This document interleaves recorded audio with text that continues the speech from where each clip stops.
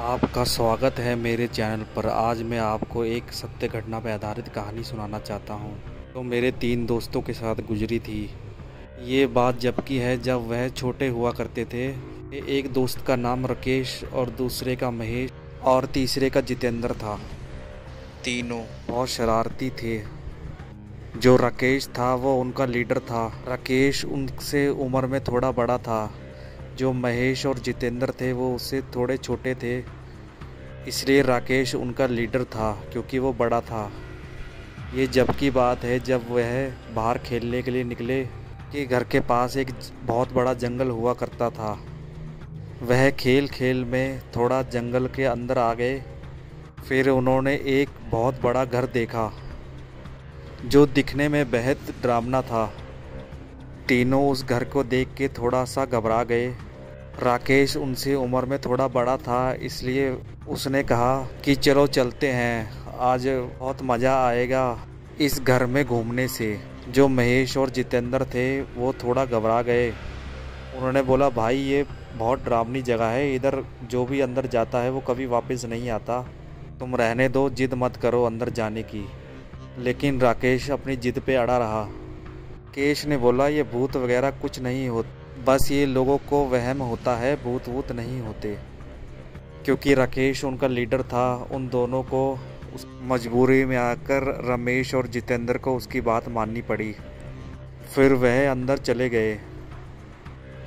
उन्होंने देखा कि घर का सारा सामान टूटा फूटा पड़ा है और कई जानवरों की हड्डियां फैली हुई हैं।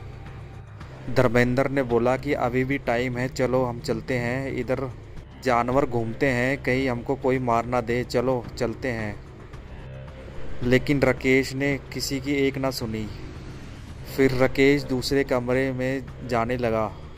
फिर उसने दूसरे कमरे में देखा कि उधर जादू टोने का सामान पड़ा हुआ था, पपीता और इंसान की खोपड़ी की हड्डियां पड़ी हुई थी। फिर धर्मेंद्र ने बोला कि इधर खतरा है, इधर इधर कोई तंत्र मंत्र भी होते हैं, हम मर सकते हैं, चलो घर चलते हैं। लेकिन राकेश ने उनकी एक ना सुनी। उसने कहा कि ये तो सब दिखावा है, ये तो लोगों की डराने की साजिश है, इधर भूत वूत कुछ नहीं है, तुम खामखा ही डर रहे हो। फिर उनको थोड़ी ही देर में किसी के रोने की आवाज़ आने लगी। उन्होंने फिर ध्यान से सुना कि ये तो किसी बच्चे की रोने की आवाज़ है।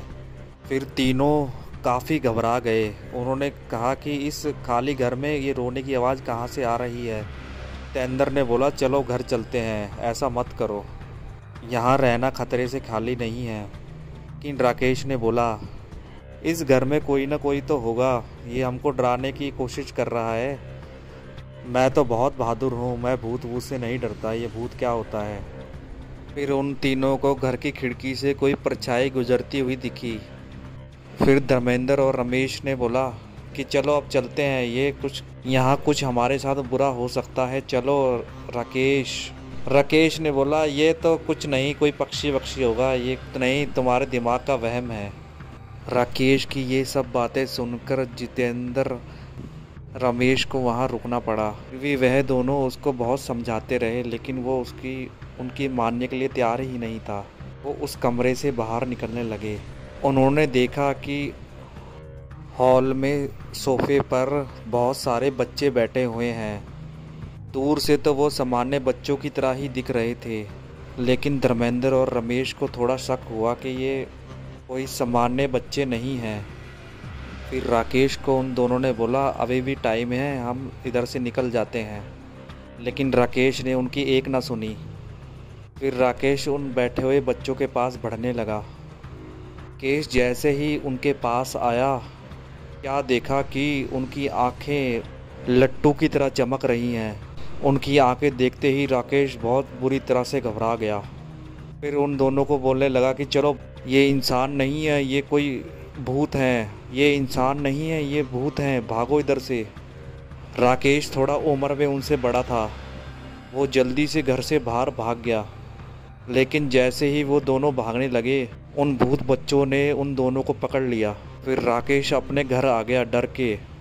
फिर उन दोनों के माता पिता उनको ढूंढने लगे। पहले तो राकेश ने उनके बारे में नहीं बताया, उनके माता पिता ने थोड़ी सख्ती की तो उसने बताया, जंगल में जो पुराना घर है हम उसमें गए थे। जब हम अंदर गए थे हमें कुछ बच्चों की आत्माएं दिखाई देने लगी। मैं तो डर के मारे घर भाग आया, लेकिन वो अंदर ही रह गए। अब उनका पता नहीं अंदर क्या हुआ होगा। ये बातें सुन के उनके माता पिता सीधे ही उस घर में चले गए। उन्होंने देखा कि उन बच्चों के टुकड़े टुकड़े पड़े हुए थे उस घर में। उनके माता पिता फूट फूट के रोने लगे। ये कहानी इधर ही समाप्त होती है।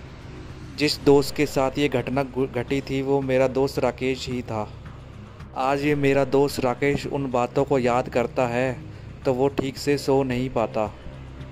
आपको हमारी कहानियाँ अच्छी लगी हों तो प्लीज़ सब्सक्राइब कर देना और बेल आइकन भी दबा देना।